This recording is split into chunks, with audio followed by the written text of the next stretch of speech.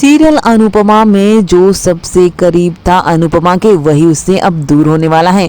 आने वाले एपिसोड में देखने को मिलता है कि अनुपमा किंजल के लिए नहीं पहुंच पाती उसके चेकअप के लिए, और इसी के लिए समर यहाँ पर अनुपमा को कुछ ऐसा कह देता है जिससे कि उसके होश उड़ जाते हैं।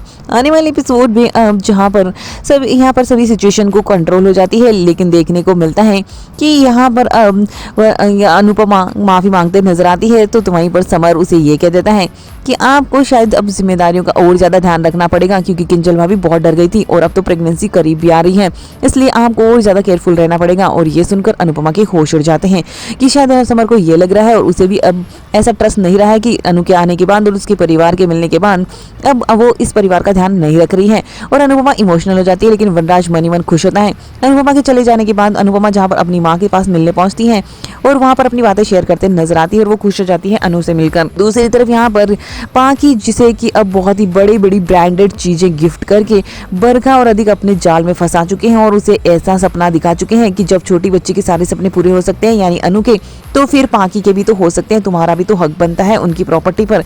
और वो उसे इस तरह से माइंड वॉश कर चुके हैं, जिससे कि ब्रेन वॉश कर चुके हैं, जिससे कि अब वो अनुपमा से एक के बाद एक ऐसी डिमांड करेगी जो उसके होश उड़ा देगी।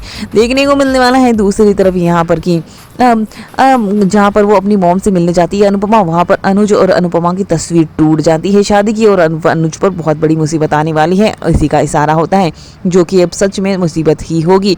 देखने को मिलेगा दूसरी तरफ यहाँ पर अनुज अनु के लिए सारे सपने अपने पूरे करना चाहता है, क्योंकि उसने तो पहली बार ही वो पापा बना है और उसमें कोई कमी नहीं छोड़ना चाहता है। और इसी बात को पाके उल्टा ले जाती है और अब अनुपमा के घर में ही रहने की जिद करती हैं, जिसके चलते हुए कहानी में आएगा बहुत ही बड़ा तूफान।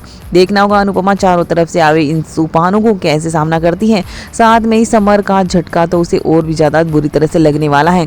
देखते हैं अनुपमा अपने आप को कैसे संभालती है और अपने परिवार को भी।